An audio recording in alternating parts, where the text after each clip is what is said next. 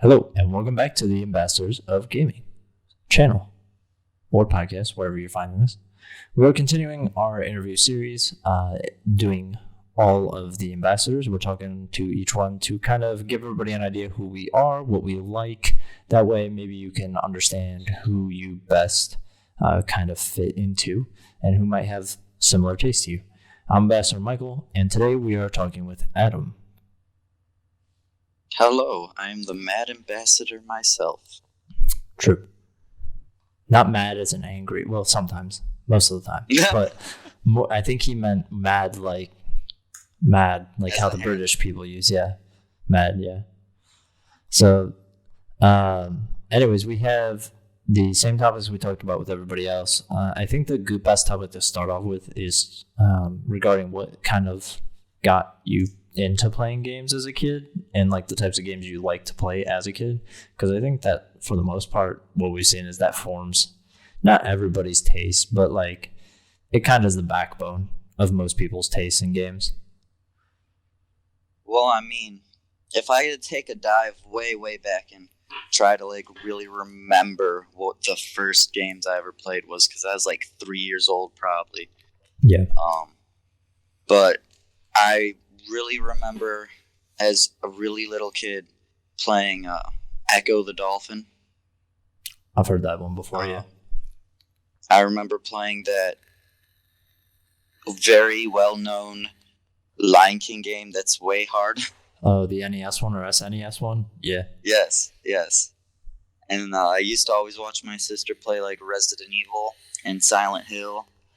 There was these two games that I really liked that just I can never find them anywhere. Is Nightmare Creatures 1 and 2, I think. I'll look it up while you're going on about it. I used to watch my sister play, Fatal Frame, which was a lot like Silent Hill. Yeah, I've heard of Fatal Frame. Played Gex the Gecko, which was like this 007 gecko is a Spyro-like game. I also played Spyro. Yeah. Mario Kart, Mario Party, the original Smash Bros. Game. I can't tell you how many hours I spent playing that. Yeah, the original Smash Bros. Was very popular when we were growing up. I used to play Mortal Kombat 2 all the time. There's this clay animation fighter game I used to play.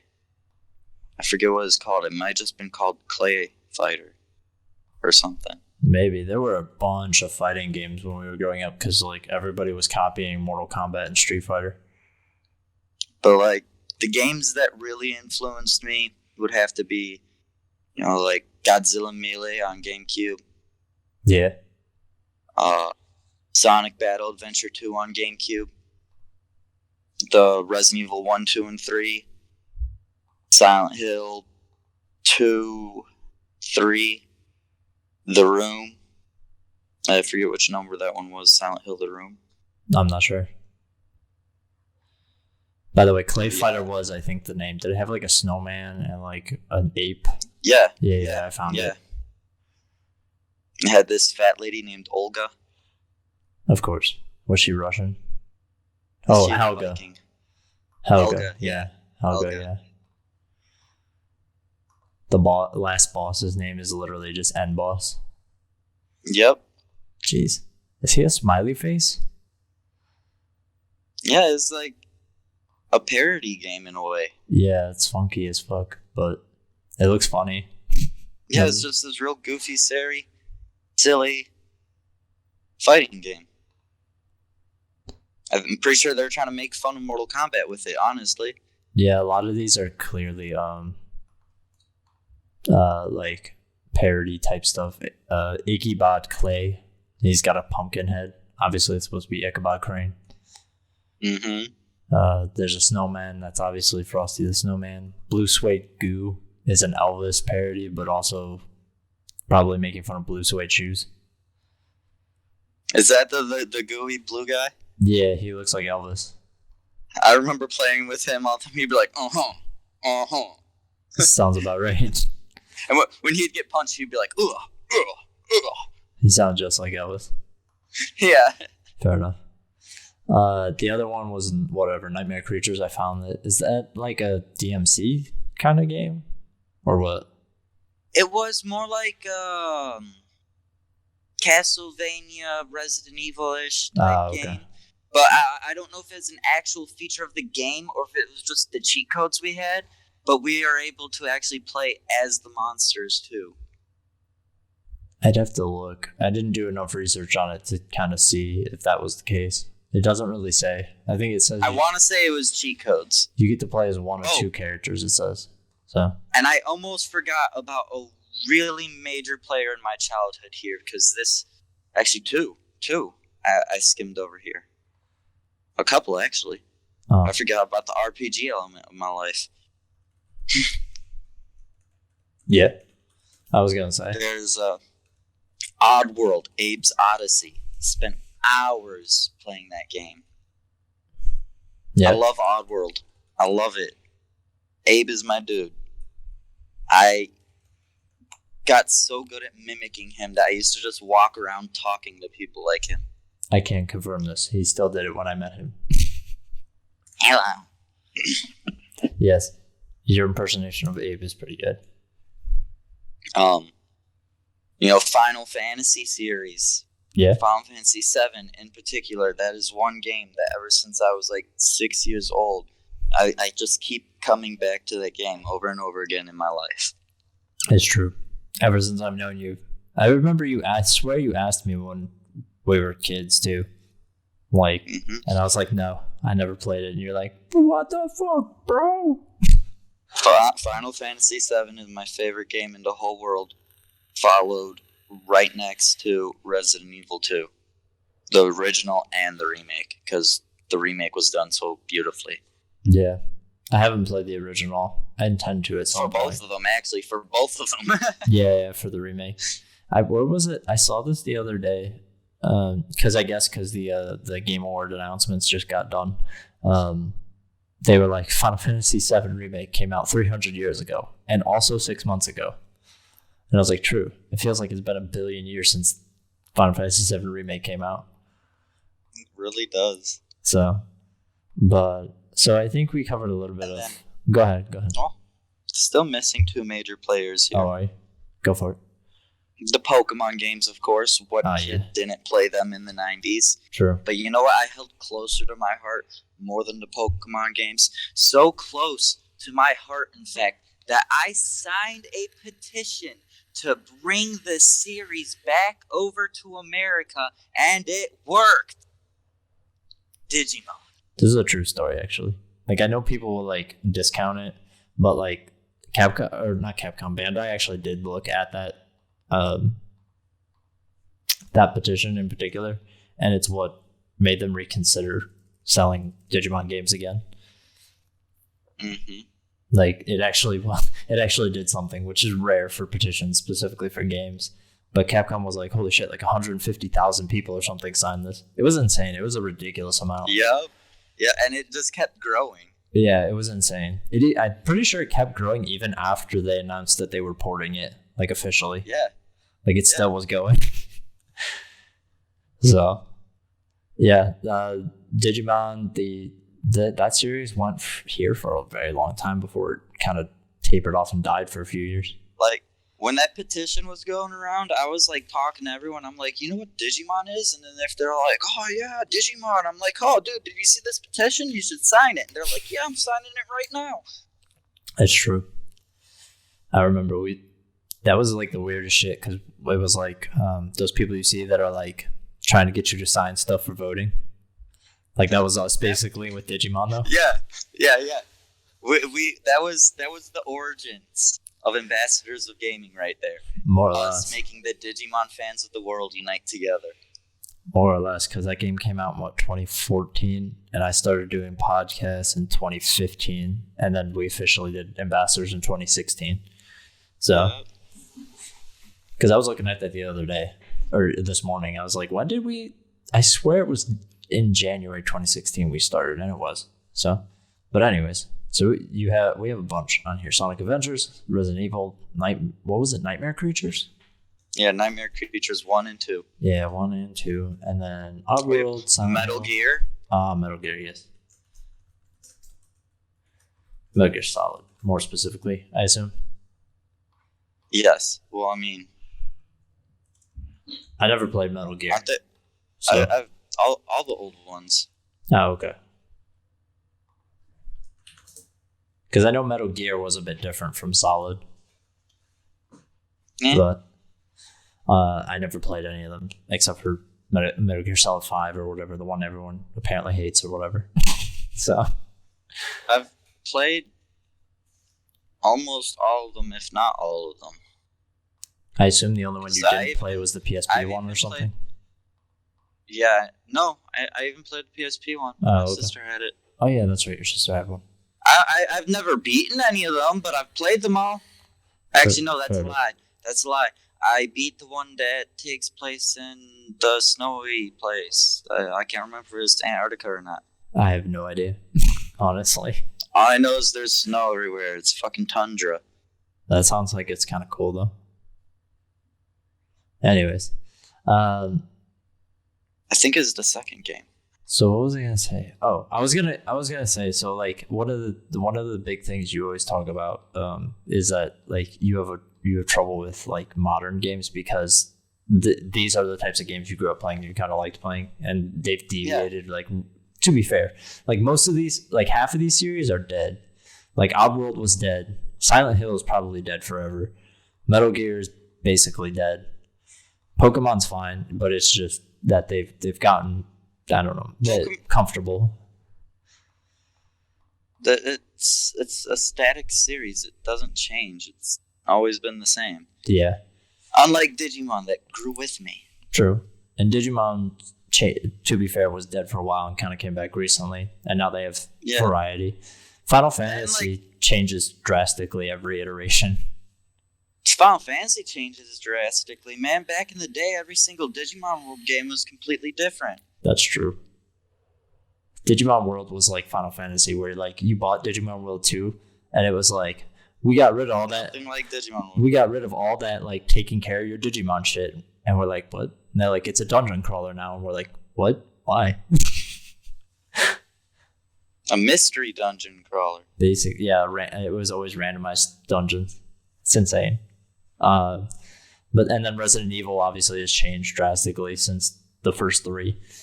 So yes. And Sonic obviously is, every iteration of Sonic is different as hell now too. So I mean, Sonic's about the same. Yeah, you have your Sonic Adventure type games, and then you occasionally get the like 2D ones. Every 5 or 6 years, you'll get a 2D one.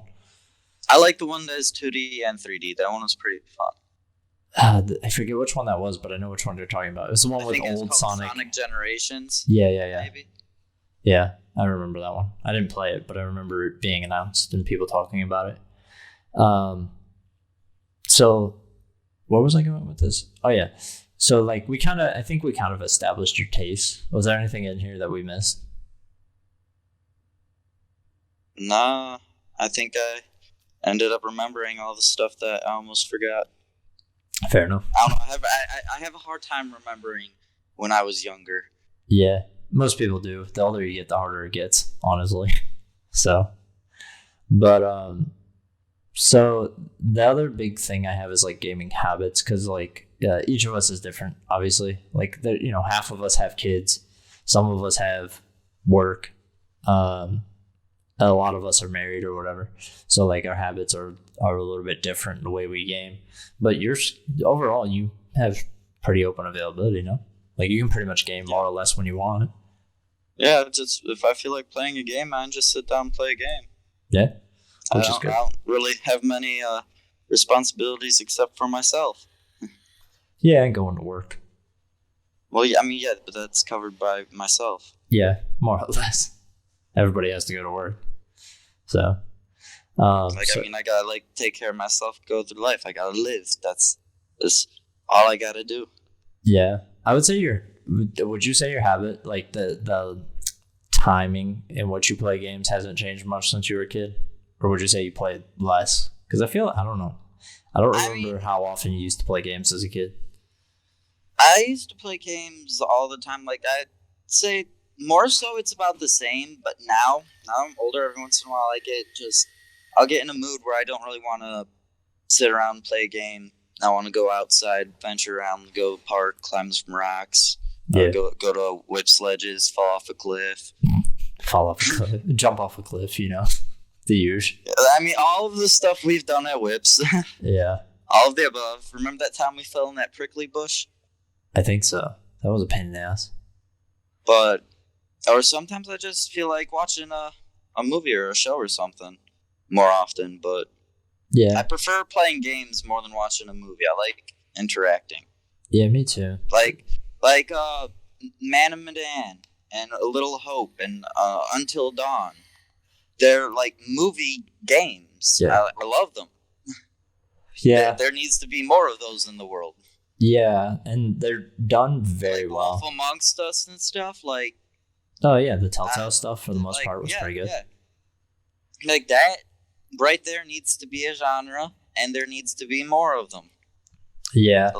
Less of everything being Call of Duty and Fortnite, and more of remembering there's still other categories out here for us to make games on and about. Yeah. I think the problem for a lot of devs is that it's just like, depending on they the see what circumstance, sells and they're like, that sells. I know that's going to sell, so that's what I'm going to do. Yeah. But unfortunately, like, for them... It's safe for the most part, but you can't blame them. Yeah, I can't really blame them because it's kind of how business works. But at the same point, like, Call of Duty's pretty much cornered the, like, shooter market. So, like, even if you come out with a new shooter, like, most people aren't going to play it. They're still just going to buy Call of Duty. So...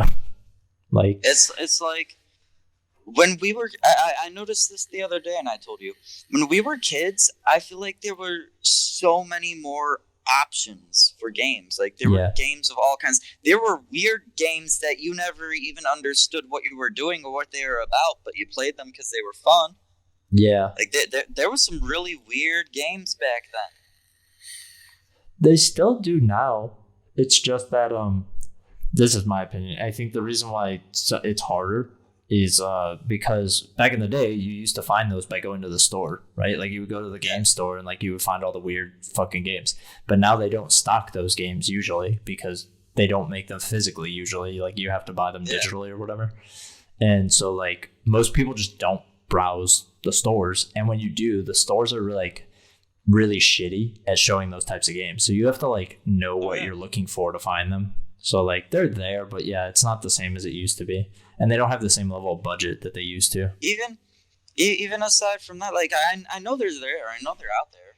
But, like, just even the AAA games back then were there's vastly different ones all over the place. During the PS2 era specifically, like, they just did all sorts of weird shit before, like...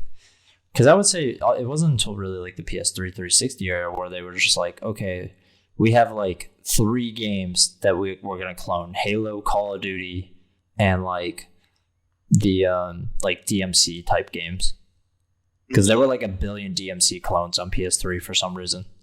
Like that was really popular to copy for whatever reason in that generation. I mean, one could say God of War was technically a DMC clone. Yeah. It's pretty close in terms of like the style of combat. Yeah. It's not as fluid, I don't feel like, as DMC is. No. God of War is definitely deserving to be its own thing, but you could tell it is inspired. Yeah, it feels that way because DMC was really one that kind of popularized that and made it huge. The like style, having different types of weapon styles and like really focusing on having stylish combat, doing combos. It's hack and slash. Yeah, it's hack and slash combat. Just button mash, beat the enemies up, get a high score for style points. Yeah. Just so you aren't just sitting there button mashing. Yeah, and if you're really into it, you can do the style type stuff to get more orbs or whatever. Get like a big score and stuff. Get like the best rank you can on every mission. Pretty much. DMC5 is similar to that, but it's not exactly the same. DMC5 is a weird game. Well, yeah, because that kind of gameplay style kind of died off. Yeah. Like, most of the gameplay styles that they had, like, died off. A lot of people claim they died off, but, like, I don't think all these game styles they think are dead are actually dead. I feel like there's way more people out there that are like me, or that are like, I used to like playing games like this. Why aren't there games like this anymore? Yeah. Did you ever play Dead Space? No. No? That seems like it's right up your alley. It's hard because it's hard to get now because EA sucks and they didn't port it over to current gen. But Dead Space is kind of it seems to be very heavily inspired by Resident Evil. The first one I played was really good. That's one thing about newer games too for me. Sometimes I feel like these new games are just push yourself to the limit, overcome this really hard fucking challenge, and it's like, that's nice and all. Like, I like a challenge, but like, I don't like forced being to do a super hard challenge when I'm just trying to play through a game for a story. Yeah. I come home, I'm trying to play a game and relax. I'm trying to, forget about all the bullshit and stress, not pick up a new pile of bullshit and stress. Yeah, true. There's sometimes where I like to play those types of games, but I think balancing is weird. Do. But sometimes a lot of these games just push it a little bit too far on you. Yeah. I think the last time we talked about balancing being pretty good in a game was Spider-Man? The Marvel Spider-Man, the new one on PS4, the newest one? Yeah. Because it got like... But you have to play the game straight through, because if you take a break, if you forget how to play that game, you're kind of screwed. Yeah, we had that problem with the DLC, right? Yeah. I had to replay the whole game because the DLC, the combat difficulty starts off just as hard as it was at the very end of the game, and only gets harder as you go more and more into the DLC. Yeah, it ramps up. So it's like I'm sitting there like I had to replay the whole game just so I could play the DLC. Yeah, I had to go back and just like screw around in the crime mode or whatever, the like free roam, and like just do crimes for like 2 hours to get back into like how to play the game. But all in all, over like the last year or so, I want to say that like games have gotten significantly better with their difficulty over the last year or so. Yeah, I feel like a lot of them have bounced. Doom Eternal, I was afraid Doom Eternal was gonna be like too hardcore shit, and it ended up being like butter. I loved it. Yeah, I think the problem is that with a lot of balancing stuff, it's that not all games, but some games are like, no, this is the only difficulty setting. And for like most games, I feel like that's just not necessary. Yeah. Like I'm fine with games like Neo and Dark Soul being things that exist in the world, but like I don't need every game to be Neo and Dark Soul. Yeah, and those games are experiences where the whole point of the experience is to like basically master the game. Basically, like that's the whole point of it, is that like, yeah, you'll die from a bunch of cheap bullshit. Like Dark Souls has those chests that you just open randomly that kill you. Like they just look like a normal chest and they'll just kill you. And you're like, oh, cool. Yeah. Like there's no way I could have known that, but whatever. I mean that was kind of a thing in Final Fantasy. Yeah, some of the chests would be mimics. Yeah. There's a lot of RPG games back in the day with mimics, and if you weren't careful, those mimics would definitely kill you. Yeah, true. Because that could sometimes happen in older games. You'd like go like walk down a path or something and you find a hidden area and you'd be like, oh, this is cool. What's down here? And then it's just like, here's a secret boss. And you're like, wait, hold on. I wasn't ready. No, I wasn't even talking about that. I was just talking about those. You're like, oh, look, a chest. Let me open it. And then a monster pops up. Like in Final Fantasy 3, there's a chest in a tower in a castle. And as soon as you open up that chest, this level 25 griffin pops out and starts attacking you. If you kill it, you get a really good sword. Fair enough, at least. But you're not prepared to fight that thing. Unless you know it's coming. Exactly. Like, there's monsters in the tower, but you're not expecting a level 25 griffin to hop out of the chest into the top. Yeah. The old Final Fantasies were brutal from what people told me. So, yeah. But I never got the chance to touch any of them because they were all, NES, SNES, before they moved to PlayStation. Nintendo, yeah. Final Fantasy was originally on Nintendo, but they left Nintendo and went to PlayStation for Final Fantasy VII because Nintendo refused to switch to discs, and it put too many limitations on the game, and the artists making the game didn't want limitations on it. Yeah, it's because the cutscenes couldn't render good on the cartridges. Yeah. Yeah, that was a big problem for Whereas on the CD, you could literally, for a cutscene, replace the gameplay with an actual video that you've inserted into the game. So you can make the cutscenes look much better. But like, without that, otherwise you kind of were forced to use the gameplay for making cutscenes. Right. And so like everything looked like shit on the 64. But stuff in, what do you call it? On PlayStation, the cutscenes look much better usually. Final Fantasy did that a lot. Like you could tell the obvious difference in like graphical power between the cutscenes and like the game itself. Because they always looked like CG anime characters in the cutscenes, but then they looked like, I don't know, normal. Like if Final Fantasy VII specifically weird like that, because Cloud has those like huge ass hands, but like tiny ass arms. Yeah, they all look like triangles, and some of the cutscenes are like the in-game graphics, and then some of the cutscenes are just like slightly better versions of the in-game graphics. Then every once in a while you get a cutscene and you're like, oh, whoa, this actually almost looks like PlayStation 2 graphics right here. Yeah, because they like can do a lot with it. That one cutscene with Sephiroth standing in front of the fire, I think is like the best cutscene in the game, and then like the one they put the most work into. But like that one's not half bad for a PlayStation cutscene. Yeah, and it got better on PS2. Not even on PS2. After they did Final Fantasy VII, they're like, I feel like we can make the graphics better if we really push the PlayStation. And then they came out with Final Fantasy VIII. Yeah, and the graphics on that are pretty good. Even though I played the remaster, but even then the remaster of it on PS4 still looked great for a PlayStation 1 game. Like the original was like terrible, but like back then it was amazing. Yeah. Like I remember when Final Fantasy VIII came out for the first time, you can go look up the original graphics for that if you want to, and you'll just see like blurs and squares. Okay? Yeah. But when we saw this shit for the first time, we're like, oh my god, it looks like real life. Well, it's like, have you ever seen the dog from Toy Story? Literally every single time new graphics came out. Have you seen the dog from Toy Story, the first one, recently? No. He looks terrible. But like, you remember watching that as a kid, and you're like, oh my god, it looks like a dog. Like, you can tell that's a dog. He looks amazing. Yeah. But you look at it now and it looks like shit. Really? Yeah, it looks really bad. Hold on, I'll show you. Yeah, it's because somebody did like, what the fuck was his name? Was his name Spot? The fuck was his name? I don't know. I don't remember. Hold on, let me see. Dog. No, not Slinky. The other dog. I don't even remember what the bully kid's name was. I think his name was Sid. Oh yeah, it was. Yeah, he looks like shit too. Yeah, I sent it in the Discord so you can see it. But like when we were kids, we saw like when they showed like Sid's house, you're like, oh my god, it looks like a real house. It looks terrifying. I mean, it's not that bad, but like.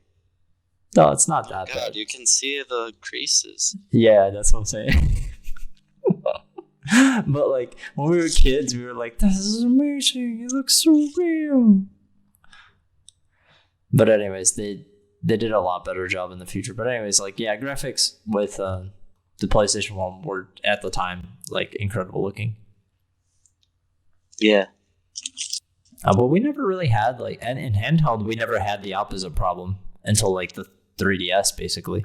Like everything on the Game Boy looked amazing. Game Boy Color, and Advance. Well, yeah, but that's because it was like little 8-bit graphics and stuff. Yeah, true. Sometimes the stuff on the DS looked really shitty. But like... I lost my headset. Oh, it's fine. Like the Mario port, Mario 64, the port to the DS looks amazing compared to the 64 version. Looks way better. Looks better than the one they just released now, doesn't it? Yeah, that was I was super mad about it. I was so mad. I didn't even make a video about that collection. I was just disappointed.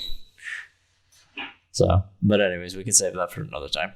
So, did we miss anything that you want to talk about so far? Do you feel like people need to know about you with games? Because I feel like we covered like your biggest gripe, which is probably like the biggest reason you wanted to join Ambassadors. On top of the fact that you have like the weirdest takes. Like you have I don't know. You have the takes that I was like, these takes are video takes. These are the takes that like people are gonna be like, what the fuck? Like how I think Resident Evil 4 is the worst Resident Evil game of all times. Yeah. I made a video on that. I might be making a sequel to that video. Yeah, because there's some things we kind of want to touch up and all that, but I think I made it public.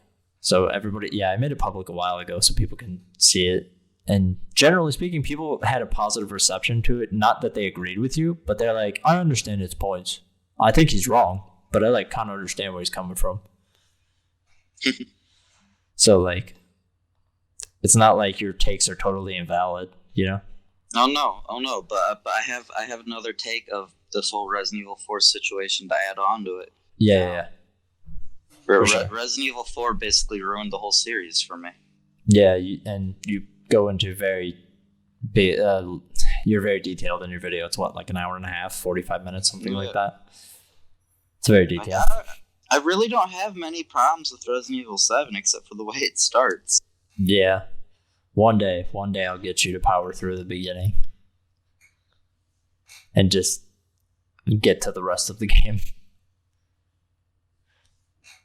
But we'll see.